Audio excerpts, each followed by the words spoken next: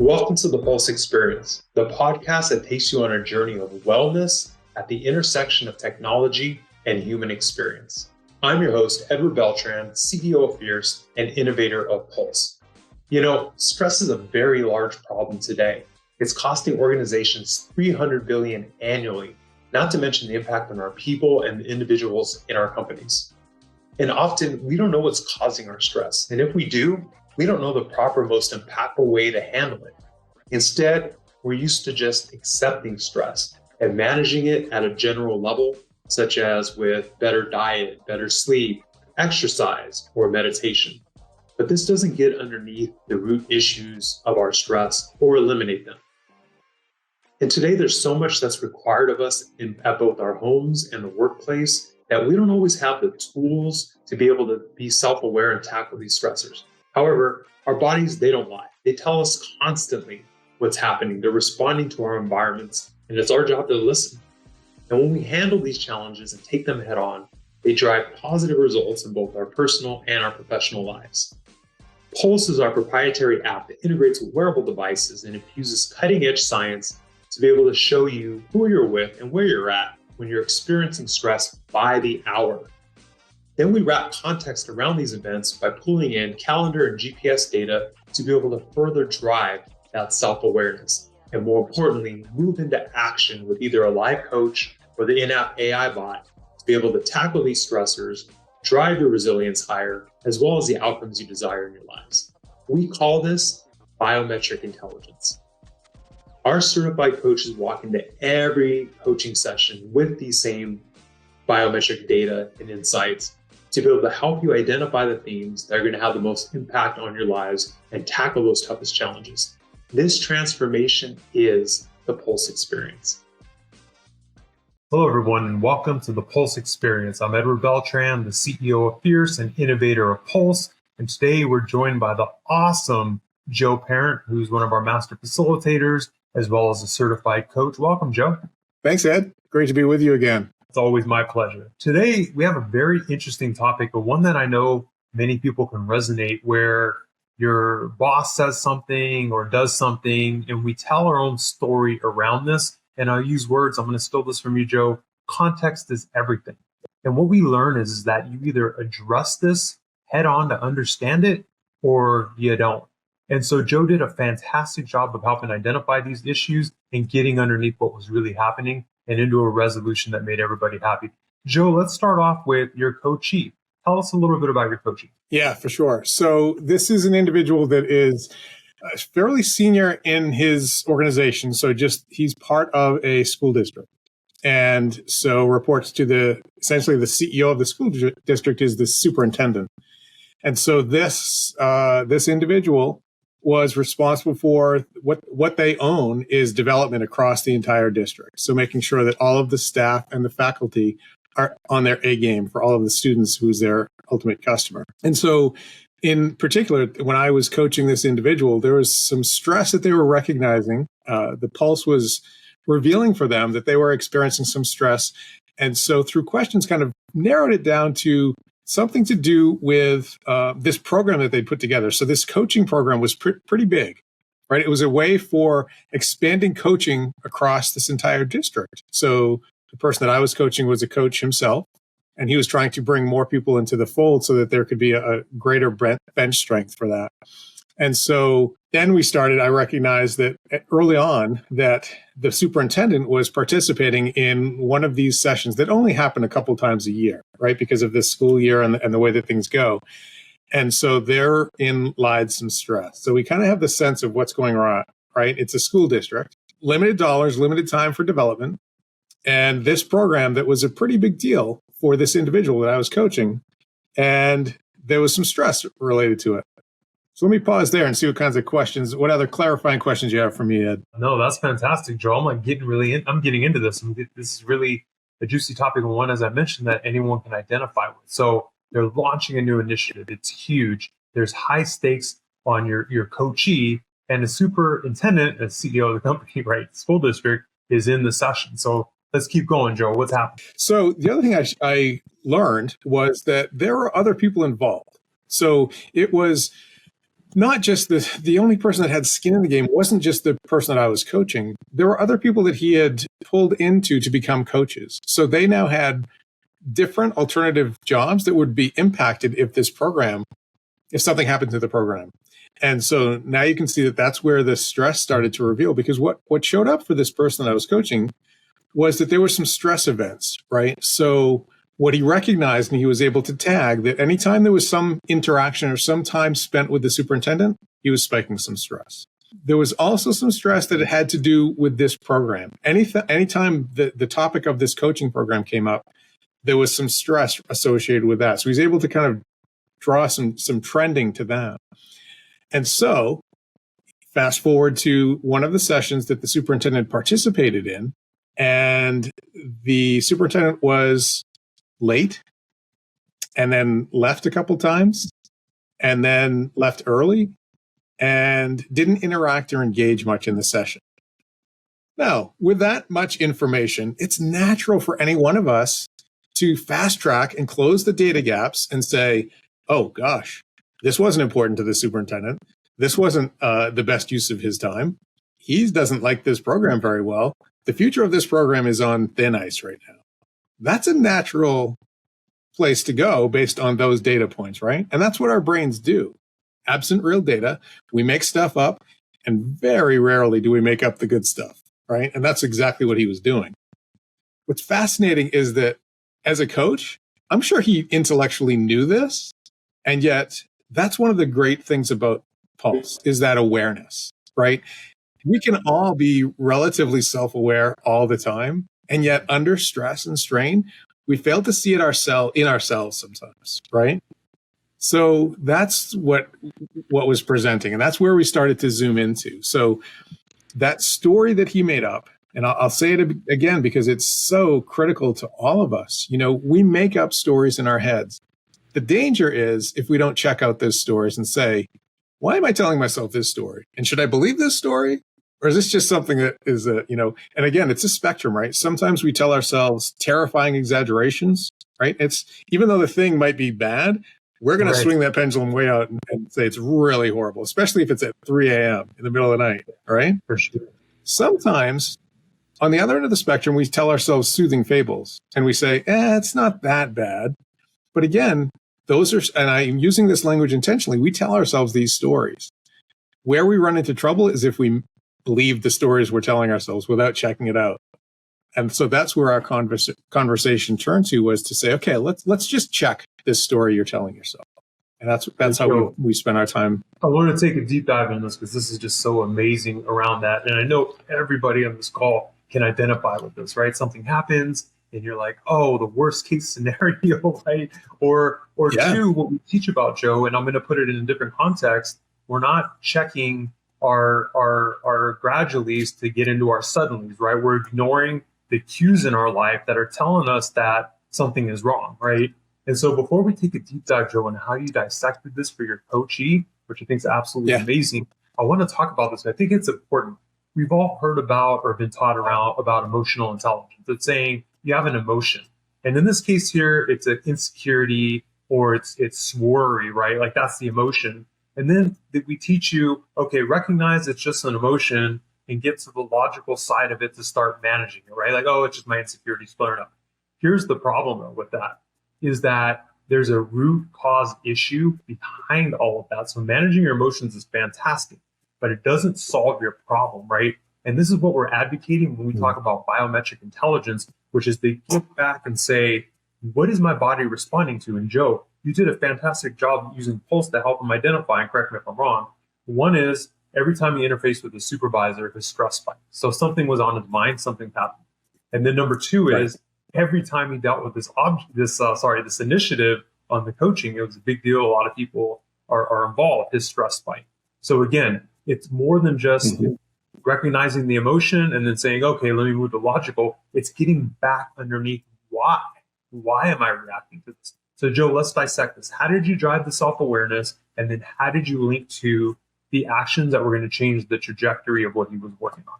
Yeah, so lots of questions, right? And so we started by looking at his data. You know, he had all of his data from his app. And he had come in, and one of the things that I ask people to do is just track your own trends, tag some of these things, and see so you can pay attention to it. And obviously, with the app, it's easy because it attaches to your calendar, so you could readily see that there was some things going on. There were some common elements. The other thing that showed up, and this is true, I think, for a lot of people, and certainly for me personally, what Pulse has revealed to me is the things that I am leaving unattended during the day show up at night, right? And so he was having some things there going on as well. And so we went down a few different paths, right? I mean, that's part of a coaching conversation, is to explore what's going on right now. And so I just was asking some questions about, is there anything else that could be going on that might fire some stress that you might be holding on to? And it all came back to those things that you recognized, Ed, which is, boy, seems to be the common element. And quite frankly, it's top of mind for this individual. And so there was a lot of energy. And I could also watch the energy shift as we were having the conversation. His face changed. The signs were showing that there was manifesting some stress. And so it's really asking what's going on in that moment. Put yourself in that moment. And that's where I started to see some things change. Put yourself in that session when the superintendent wasn't fully attended, the way that you would want a participant to participate. What was going on? And so asking some questions, and what did you see, and what did that feel like? And again, you hear the language of, well, let me pause for a second, because I also find this to be true. And I don't know if you found this, Ed, in your experience. Professional adults don't do a really great job about attaching to emotions. It's hard for professional adults to name emotions. We start to say, well, I think, well, no. Tell me what you were feeling. All right. And then usually it's hard to get to the emotion. And so we spent some time there kind of saying, what is the emotion? What is it that you're feeling? Because what's also a truism is that emotions fuel behaviors, which impact our results, right? It goes back to what you were saying too, as well. It's powerful. Our emotions will impact what it is we decide to do. And so that then leads to the outcomes that we're going to experience, right?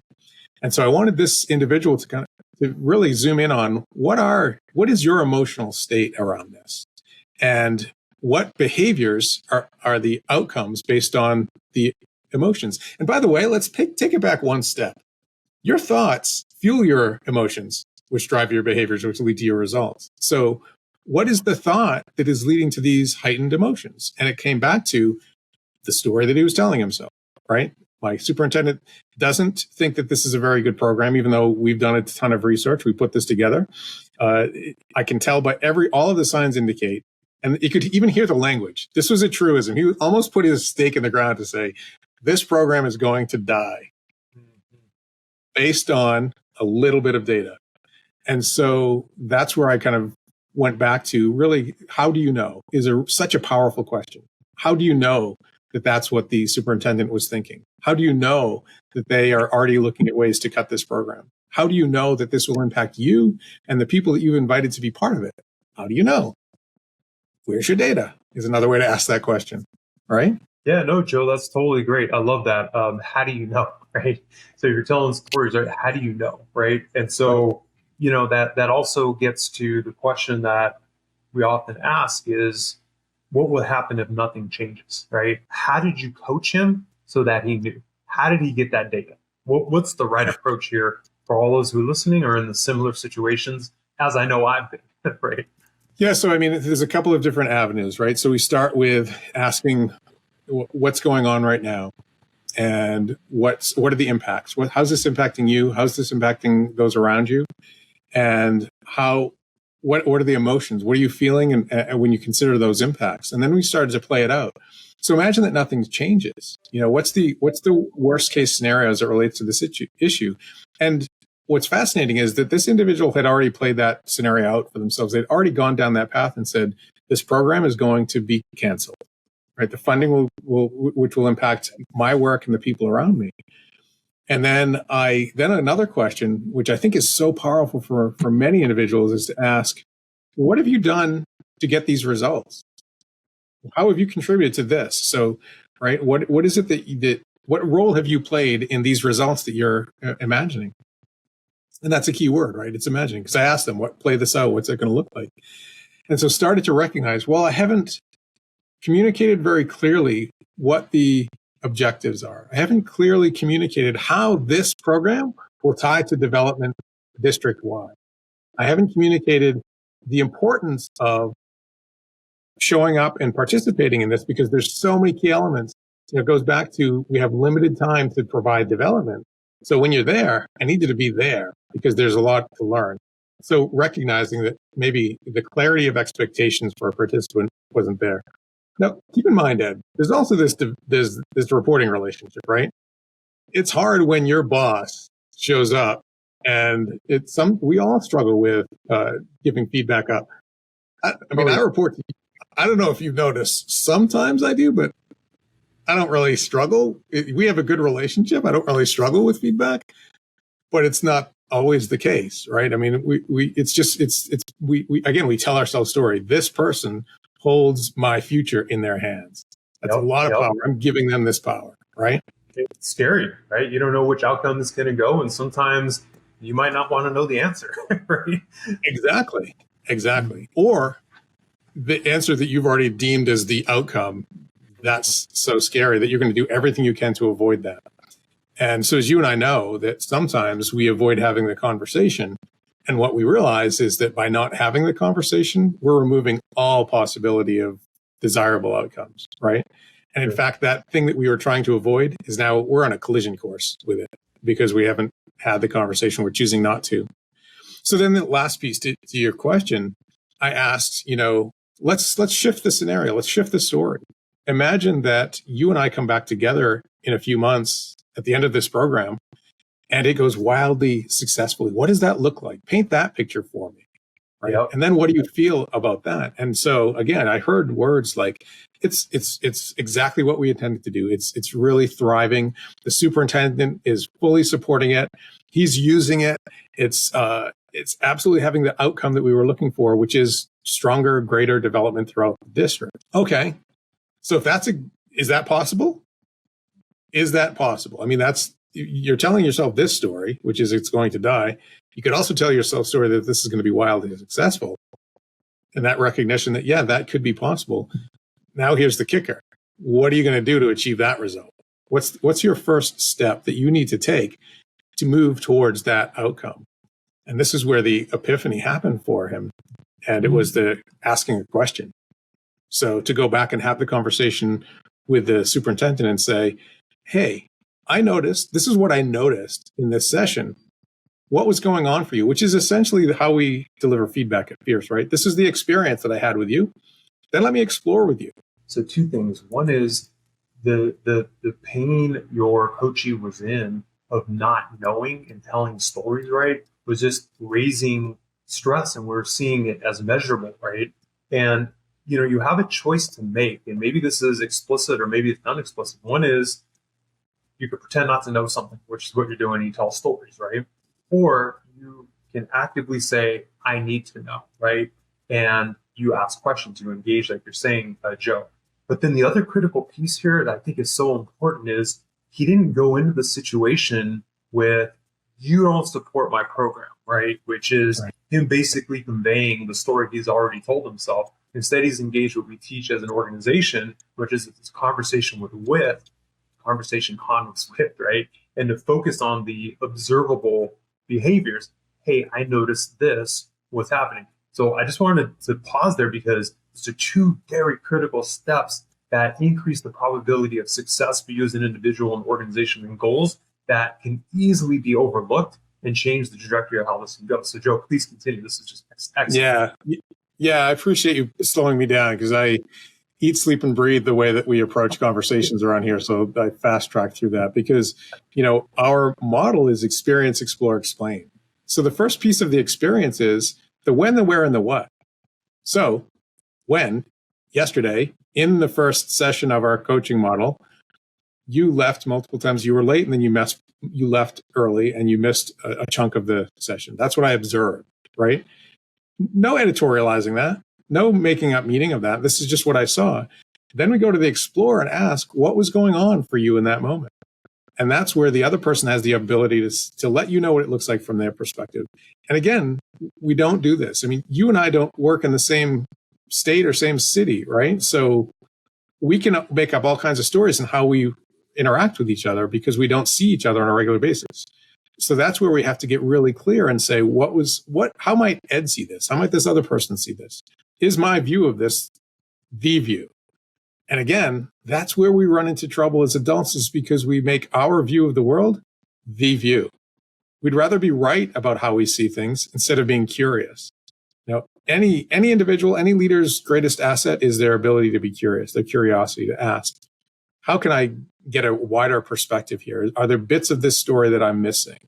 And it goes back to really the core of our conversation, which is, for a lot of us, the bits of the stories for every single one of us is what's going on with our bodies. What are these stressors, these micro stressors that we get? It's hard to pay attention to, but they take up space, right? They add up. And without that information to give us to say, you're holding on to some stress here, you might want to check out what's going on.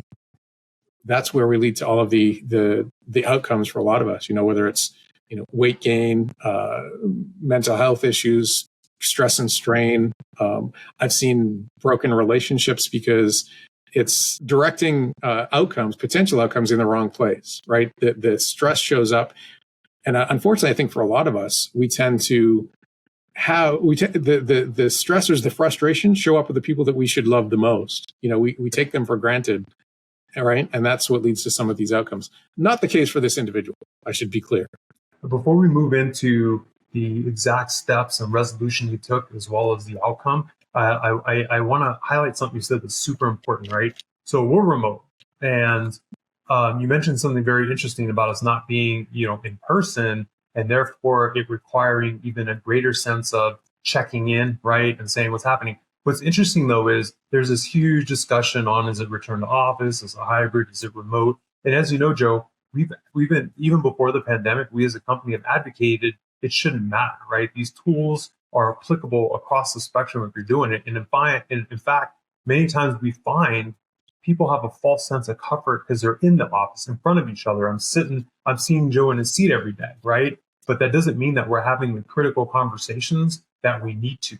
In addition to people vastly misunderstanding social or physical cues, right? And then that even exacerbates the problem. So we don't necessarily have that problem per se, but in person you do, right? So Joe, I noticed in the meeting you turned your back when I was giving this presentation, right? Like things like that happen all the time in the workplace. So I just wanted to kind of highlight that, because we believe that these tools we see in our research are applicable across the board, right? And they don't matter. Absolutely. How did you take the steps to resolution? What's the outcome? I'm so excited to hear.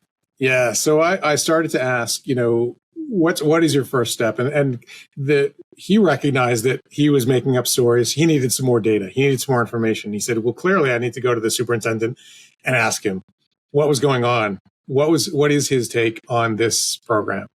And so he initiated.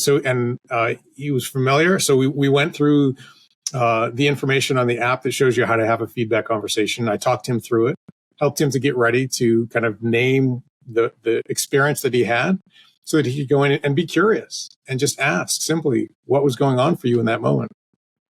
And this is where again, sometimes it could be any question. The what was going on is a pretty revealing question. But when you give somebody an open-ended opportunity to share their perspective based on you paint the frame of, in this moment, now tell me what was going on. And the superintendent just opened up and right away said, this is a fantastic program. I see such great value in it. Not only are you doing a fantastic job in designing this and delivering it, but you've got a couple of people on your team that were absolutely fantastic and shared some specific stories on what they did. And said, I fully support this. I can see this having great implications and great widespread impact in the district, not only this year, but ongoing. Right? There's a huge impact here. And so in that, right, without asking any more questions, there was feedback, positive feedback on the program, totally different story on what the coachee was thinking, more feedback on his team, so that the people that he was fearing for their livelihood and their impact if this program went away is the opposite. They were doing a fantastic job. So there's some feedback. And by the way, the superintendent recognized himself, I should probably give them that feedback. And after that, he was done with this conversation with my coach. He got up and went and visited them and gave them that feedback. So there's that awareness, that outcome as well. And so all of that happened with, and right. And so in terms of feedback, asking for feedback, there was no more for the coachee to do. All he had to do was say, in this moment, what was going on? And he heard everything. He heard, and he didn't even have to ask for more details because there was such an energy and enthusiasm for what was going on. I watched as I was hearing this story, and there was some trepidation because I recognized that asking for feedback asking up from the person that you report to could be very dangerous, right? So there was some tension, even just anticipating that conversation, there was some tension. To hear this outcome and to have this person experience this outcome was so powerful because now that empowers him to be curious going forward. To also, by the way, recognize when stress shows up again where there's not real data, ask myself, do I have all the data? Am I making up a story here? What do I not know? What am I pretending to know as it relates to whatever the situation? And how do I get more information, right? How do I get real information? And so again, it starts with the awareness. My app is telling me I'm spiking some stress here. All right, what's going on? Let me be curious. And so it's helpful to have a coach who's going to ask you the questions, but we also have other resources that are available for people to ask themselves the question. It first has to start, though, with what's going on for me right now? What am I aware of? What am I experiencing? What emotions am I feeling? And now how do I explore that? How do I dig into this to get to the heart of what's really the matter so that I can address that versus something else that I am making up? And again, I want to spend a moment on this because this is so powerful and the impacts in organizations are absolutely real, especially today. 90% of the time, we find that these things are misunderstandings or people aren't self-aware in what we say their emotional way, right? How they're coming across. 95% of people think they're self-aware, 10 to 50% really are, right? So we as individuals have a couple of choices where we can fulfill or create a self-fulfilling prophecy. My boss doesn't support me. This program's a problem, and it ends up that way, right? And then he ends up leaving the organization. And as I mentioned, 90% of the time, it's a misunderstanding. And in those moments where it's not, the power is in getting action. If in this particular case, okay, I read certain things, and yes, you don't support it. Why not, right? And you walk away with very actionable things. Okay, here's the 1, 2, 3 things that we need to do before you hit what we say is a suddenly, which is, wow, this program did fail, right? So you're checking in on those waypoints and saying, I read something or I think something. I just need to ask the questions. Let me get curious. So the reason why I'm spending so much time here, Joe, is because these interactions happen every day in organizations, and it's not so binary. Yeah, exactly. And it could be around everything. It could be around someone says something offensive to you. It could be around an employee showing behaviors that you feel are insubordinate, but really there's something else going on. What support do you need, right? And we as managers, that's empowerment. That's our job, to keep a pulse. And sometimes it's exactly what we need, right? So Joe, absolutely powerful. Any parting words for our audience on top of this? Check it out. If you have some disturbance, is just pay attention to it and then check it out. Don't believe the first story that you're telling yourself. As I was listening to you, Ed, there's a piece of, here's the other thing. So we have the luxury of recording this time together, right? So us having this conversation, it's what we do. Everyone is super busy, right? So there's a reason why our brains fast track, because otherwise, given all of the data that's coming at us all the time, it would be almost impossible to get anything done in the course of a day if we were trying to really mull over what was going on. I think the heart of what you just said, though, is so critical, which is how important is this relationship? How important is this moment right now to not only my success, my team's success, but my organization's success? And if it's important, I ought to do the work to check it out, to make sure that I'm not believing a story that's a fable, either a terrifying exaggeration or a soothing fable. What's really the story? And that will open up pathways to greater success and greater outcomes. And it will also enable you to fast track greater outcomes because you won't spend so much time spinning in what's going on, what are they thinking, what all of those negative headwinds that we put in front of ourselves. Right, Joe. Absolutely well said. And and or walk around with the actions of what you need to do differently. So Joe, well said. Fantastic work. Absolutely. I know we've all been there. In fact, many of us are probably in that situation today. So again, it's a cycle of self-awareness. Why is my body reacting to this, right? Getting underneath the root cause. Like, what is the conversations I need to have, right, to be able to clarify this or change the trajectory, and then engaging in it. So Joe, well done. Audience, thank you so much again. And until next time.